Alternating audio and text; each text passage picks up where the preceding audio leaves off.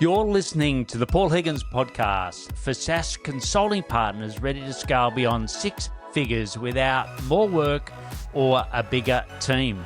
Let's dive in. Are your SaaS clients complaining about their current cloud platform costs, performance issues, or vendor lock-in nightmares? What if I told you there is significant funding available to help them migrate and position you as the hero who solved their biggest headache? Hello, this is Paul, and welcome to episode 624 of the Paul Higgins podcast. In this episode, I talked to Jon Topper from the Scale Factory. You will learn from Jon four key things. One is how to turn client platform pain points into profitable migration projects, including the funding programs that most tech consultants don't know even exist. Second, why AWS partnerships don't always deliver the leads that they promise and the relationship strategy that actually works. And it's not just AWS, it's across most SaaS platforms that do this. So you're going to learn a lot. The next is the real economics of cloud migration, when to recommend the move and how to position the investment. And finally, the big one, how to build authority that gets you noticed by platform sales teams. Jon's approach that led to an acquisition by a 400-person company. What I'll do now is hand you over to Jon Topper from the scalefactory.com. Jon, welcome. Great to have you here. Great to be here. Yeah, look, we had a great conversation around all things AWS and the great way that you've scaled your business, which we're going to get into that in more detail in a moment. But why don't we kick off with who's your ideal client and what problems you love to solve for them? Ideal client at the Scale Factory is typically SaaS businesses, usually those who are maybe a little earlier in their journey, but not like right at the beginning. A SaaS business that has built an MVP, probably has an idea of what they're building, who they're building it for. Maybe they've got a round of funding ready to kind of really tackle that market properly and really cross the chasm. And the type of challenges that we solve in there, I think as a technology team, the early days of SaaS, you move pretty quickly and you're throwing things at the wall to see what sticks. And you're doing that optimizing for learning and optimizing for product outcomes. You're not necessarily thinking about the non-functional stuff like availability, security, compliance, performance, all of that kind of good stuff. And if you're building on AWS, we can bring a lot of experience to the party, I guess, and help you sort of nail those things, particularly around the security and compliance stuff, which I think a lot of businesses know that they will get wrong and know that they need to not get wrong. Yeah, and do most people start on something else and then migrate over? Like, what's been your experience with most of these SaaS companies? I think it's not unusual to see people building on something like Heroku or Fly or something like that. And we tend to find that the people who start on those kind of PaaS products, they probably don't move over as early as people who've started building elsewhere because those platforms do quite a lot for them. But at a certain point, particularly for compliance or control reasons, they need to get away from that sort of very opinionated model and start working in their own cloud environment. Other than that, we see, certainly in Europe, there are customers who'll start building on inexpensive VPS hosting providers like OVH or Hetzner or something like that. And moving those in is a relatively straightforward task. But we also work with customers who've started on Microsoft Azure, GCP, and have decided that they hate it. It's more usual, I think, for first-time founders to start somewhere else and move later to AWS. I think those who've been through it before kind of know that they want to start there, know that they can start there relatively easily. But at the on-ramp and the learning curve for AWS, I think the first time out is pretty daunting. There's a lot there. And so a lot of people will shy away from the more difficult stuff and stick to something that they know. And the second time round, you already know it. So it feels like an easier task. Great. And the people that are going through it first time, have they normally got someone that owns that in-house, or is it normally that's where they bring you in and really rely upon you to reduce that learning curve? So we typically focus just on cloud infrastructure and operations side of things. Most of the customers that we work with, they're doing their own software dev, and so there are people around who kind of know some of it, but they don't have the sort of full big picture. And actually, startups, depending on the background of the founder, maybe don't have an actual in-house team at that point. They've perhaps brought in a CTO, but by then the product is in motion with an offshore provider or a dev shop. And sometimes the challenge is kind of negotiating the relationship between three parties: the dev shop who are doing one thing, us who are doing another, and a less technically nuanced founder who sort of needs to navigate the waters between those. And that can get a bit fraught at times. The sort of, we're waiting on these guys. Oh no, they're waiting on us for this, and that kind of when everyone's looking at their weekly run rates and trying to get live, the conversations that go on when you're scrambling to get to a deadline can be a little bit painful. But we've got good project management on our team these days, and we can manage that sort of situation pretty well now as well. Yeah, great. And I sort of said in the intro that. And just a reminder, we're listening to Jon Topper, episode 624. And, if you come across SaaS client where you might be doing Salesforce, HubSpot, whatever, right? And you know that there's inefficiencies there. This is why I brought Jon on, because, Jon can help you with that. He does come from England, but he also services, most of Europe and also the East Coast of the US. So, he's a global player, so to speak. And well, back in those days, it was called IT, not a CTO.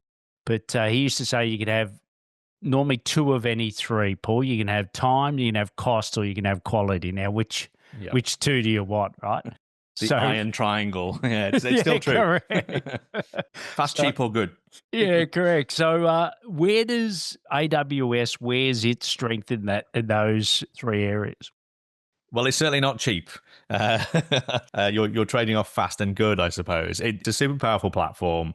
There's a lot to it. You can move really quickly on it. And I think in the early days when we were promoting cloud, or when cloud vendors were promoting cloud, I think there was this sort of view that it would definitely be cheaper for everybody than running it in their own data centers. And I think in the fullness of time, that hasn't necessarily borne out for a lot of customers. But what it gives you is the ability to move quickly and try new things quickly and scale up quickly. And to be fair, in highly elastic workloads, where you might have very seasonal traffic or very, throughout the week, very sort of periodic traffic. If you build something that scales up and scales back down again when it's when you're servicing that demand, in the data center days, you'd have to buy enough equipment to service the peak load, and then it'd be mostly sat idle for the rest of the time. Certainly in things like e-commerce, which is obviously Amazon's background, which is where their context came from. I think it probably is cheaper to use the cloud than to go on-prem. But for more predictable, established workloads, I think the jury's a little bit out. And there's a little bit of talk about cloud repatriation, which is a horrible term. People like David Hansen from 37 Signals talking quite a lot about getting his stuff back in the cloud, back out of the cloud on-prem. And I think it's mad, to be honest. I wouldn't want to have to, once you've got used to all of the sort of bells and whistles and tools you've got there, kind of going back and having to start from scratch seems like insanity. But what's the summary of why he's doing it? He's done the maths on what it would take in terms of, if I go out and buy a few Dell boxes and stick them in a data center and pay someone to run them there, it works out cheaper for what we're doing.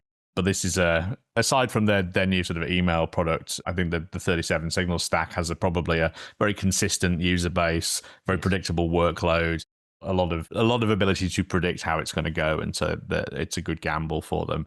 He's certainly created a lot of whatever the LinkedIn equivalent of column inches are on the topic. He's quite a controversial character. I wouldn't do it myself, I don't think. Yeah, well, controversial is the right word. But talking of, having a clear point of view in an industry and using that to scale, what I suppose is that, the old nature and nurture. Like, were you that, you've always been that way and therefore that was your best strength in growing this business, or is it something you decided, no, actually, to really make myself stand out in this AWS world, I really need to be more front and center? I've always been opinionated, quite gobby. It comes naturally to me to have opinions, I think is probably the best way of putting it. And it became apparent. I mean, it's always natural for me to have opinions. I've always gravitated towards putting myself out into communities around the tech scene that I've been involved in, often just because, if you're In the early days, we were working with a tool called Puppet, and it's pretty tricky at times. And it's good to have people around you to ask questions of, or share what's working, a sort of culture of practice stuff. I've always believed in, as a consultancy, you are almost never leading, you're often following, and the things that you're following are the things around you that other people are doing. I think consultancy is about the collection of stories from other people and the availability of those stories, and those stories are either from the customers that you've worked with directly, from the people in your organization who've worked with customers on their own stories, and also from the community around you. Community is a thing that I've always gravitated towards, and that extended then to online communities like Twitter, LinkedIn, and so forth. It turned out that when I post to those platforms with something that looks like an opinion, it always does better than things that look like facts. And so I sort of leaned into it a little more. And I'm now, when I go through LinkedIn or other places, and I'm looking at what other people are posting and talking about, it becomes very apparent that a lot of people are unwilling to have opinions and are just sort of promoting raw fact or sort of raw information. It just doesn't look like it's doing as well, right? I think if you're a knowledge business, people come to you because they think that they can trust you with the problems that they have.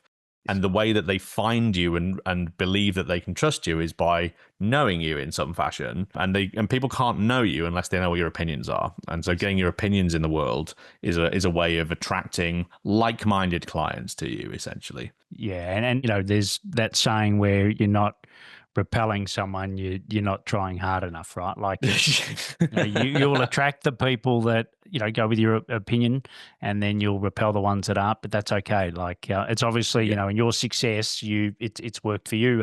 The one you didn't mention, you mentioned X, formerly Twitter, and LinkedIn. Twitter, before it was full of hate.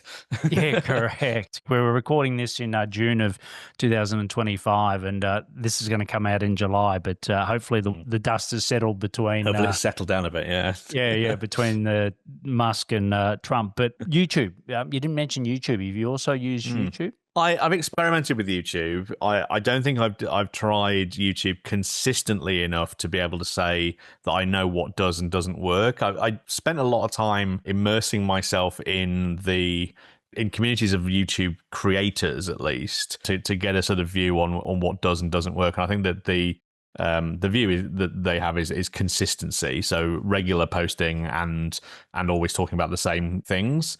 But I've never really sort of found let's say I haven't ever made the time to sit down and create a sort of long running series of YouTube stuff. When I run webinars, they obviously go up there, and I share them along. And I did experiment with sort of 20-minute YouTube videos to replace webinars. So I created a video on I think it was backups and disaster recovery, which I was really, really happy with. It was during the pandemic, or sort of not long after, and I sort of got into video creation as a coping mechanism for having to stay at home, essentially.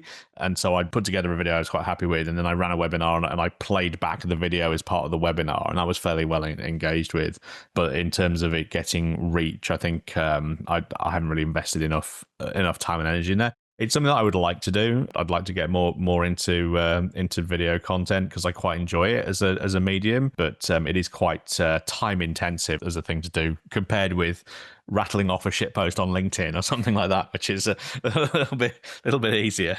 Yeah, correct. And most of your posts therefore are text based on LinkedIn. Yes, almost exclusively.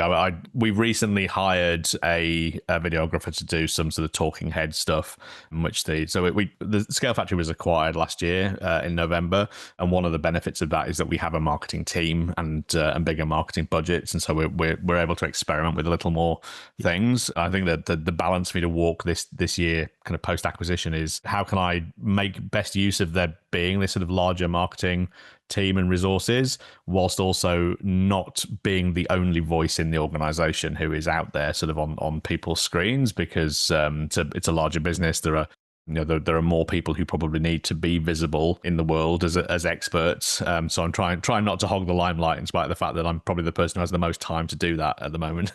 And how is if at all, have the services changed now that you're a larger entity, part of a larger entity? We are continuing to serve our SaaS market. The Scale Factory still has that as a focus. We're also building other practices alongside that now. So we're investing in an AI practice.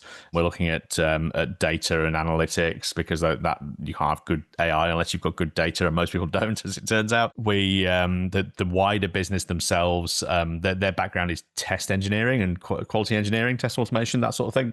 So we're looking at places that we can add their skills into our offering. So, for example, cloud migrations. One of the things you need to do when you migrate to a cloud is make sure everything still works when you've done that. So engaging the test part of the wider organization to do that is something that we're looking into. And the other thing that I'm really excited about is that the business of the borders are a company called 1010.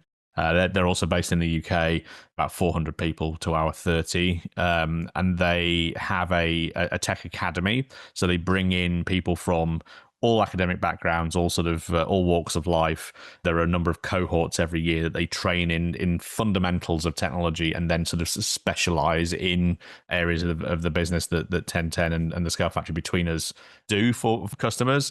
I've always wanted to be able to invest in earlier career folk, but as a smaller business where people are paying you a lot of money for expertise, it can be quite difficult to bring juniors into the world that you work in. But with a training function and a kind of an existing structure for that sort of thing, I'm looking forward to being able to plug in academy engineers into the projects that we work on. And start investing in their growth, because you get an enthusiastic early career person, they can be transformative. They can someone who can learn quickly on the job in a year or so can be a real asset. Yeah, and how much of the development work or the executional work of AWS has or is being supplemented with AI at the moment? We're seeing it a little. I mean, obviously, we've tinkered with a lot of the tools. AWS has Amazon Q Developer, which is their angle. We're using things like Claude and ChatGPT and stuff. So things like writing infrastructure as code fragments is something that you can fairly easily do. We're actually on Thursday this week, I'm going to a hack day with a few of the team where we're going to kick the tires on how can we use AI tooling as part of the migration assessment process. Yes, because a lot of that is pulling in and synthesizing information so that you can build a report. If you're doing migrations to AWS and you're working with their migration framework, there's a number of key artifacts you have to create. So you need to do those in order to unlock the funding that's available from Amazon for the migration work, which is often significant amounts of money, and so you're sort of obliged to play ball. But the jumping through hoops to get the funding, if we can automate bits of that as a sort of adjunct to our existing processes, that becomes a little bit more interesting. I think it's going on. I mean, we to be fair, I think we've seen AI in operations for a long time. We just haven't actually seen it because it's gone on in predictive monitoring in tools like GuardDuty or Datadog or those sorts of things.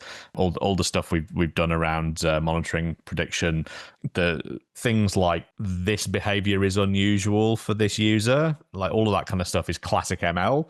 Generative AI, which is the sort of the new hotness, is a bit less applicable, I would say, to kind of day-to-day operations. But we are seeing a company called Incident.io that we know, who are based here in London and in the US, actually, as a sort of split geography thing.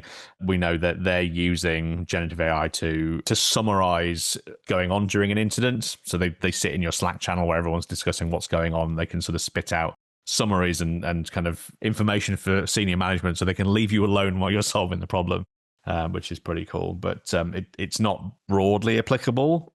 But some of the work that we do, it is applicable for. Yeah, upward management, that's going to definitely take off that product.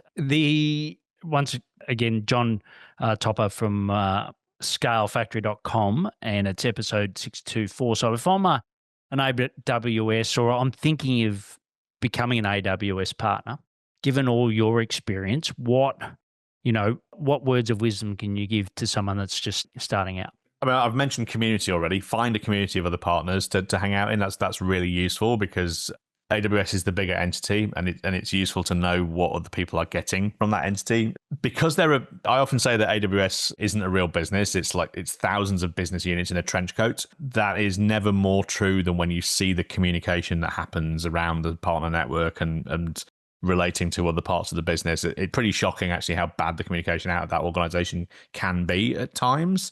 We'll find out about changes to funding programs the day that they're launched, for example, rather than in advance. It's pretty shocking.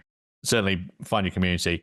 Bear in mind, I think a lot of people will join the AWS Partner Network, and we joined the Partner Network believing that it would be a route to new opportunities, right? Sales leads coming from the larger entity. And whilst it's true that we have some of those, it's pretty inconsistent, and it certainly wasn't a day one consideration. We had to work at moving through the partner network to the advanced tier and start sort of differentiating ourselves in some fashion before we started seeing any of that kind of traction.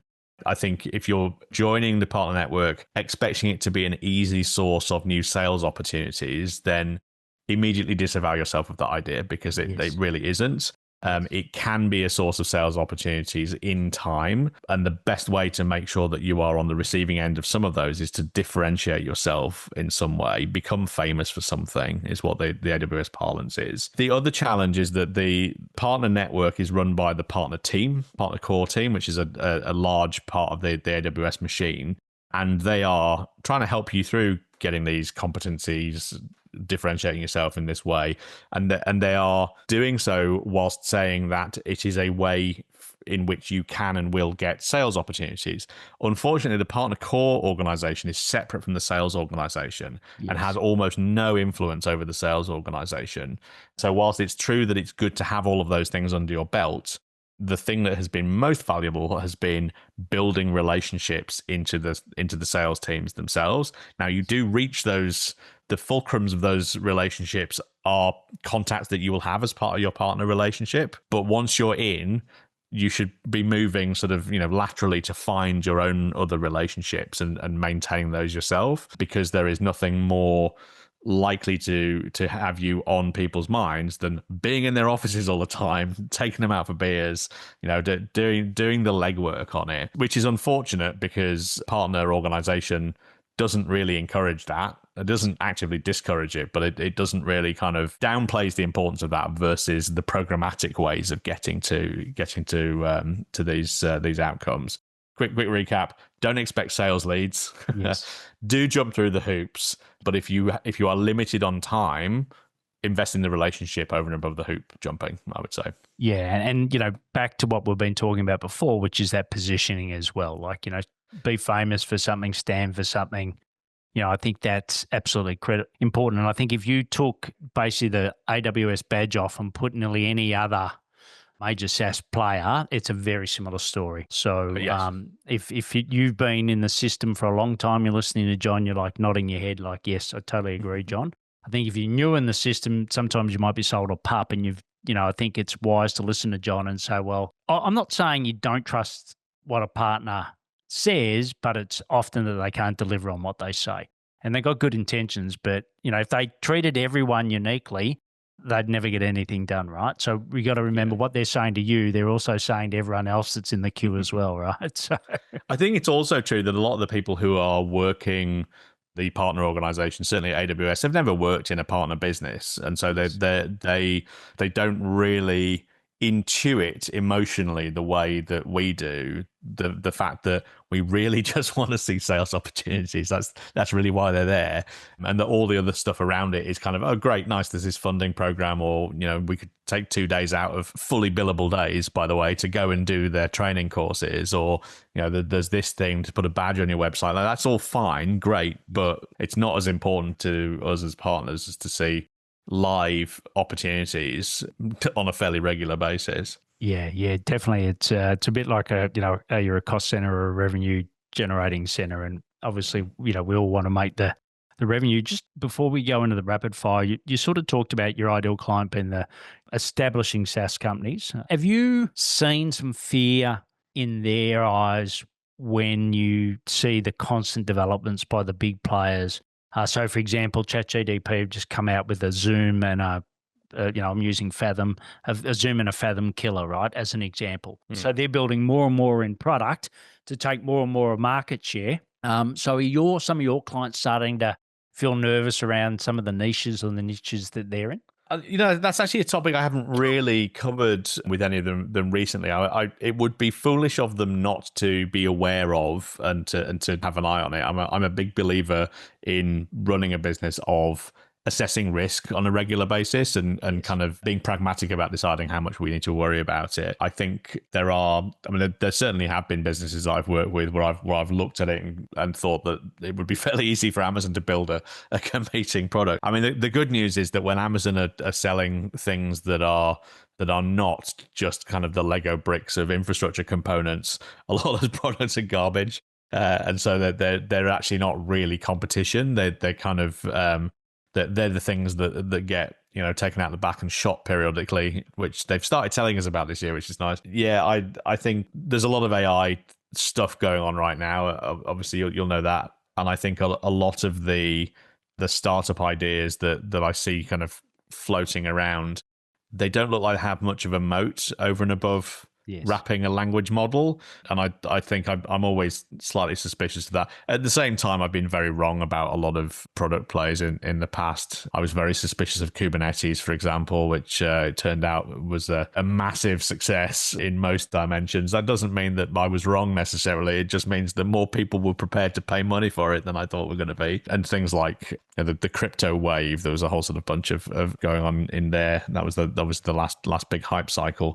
I think customers probably should be worried about those things, but I think even when that's happening, a good product can rise above the availability of something else by a better capitalized player. Good products always win, really. Look at things like Slack. There was a sort of no-brainer eventually. Yeah, exactly. And I think it's the key is that you got to have that defendable moat that you spoke about. If it's too easy, the chance is that that's going to be swallowed up by one of the big players, or your consumer will find another way to do it. But what we'll do is we'll take a short break.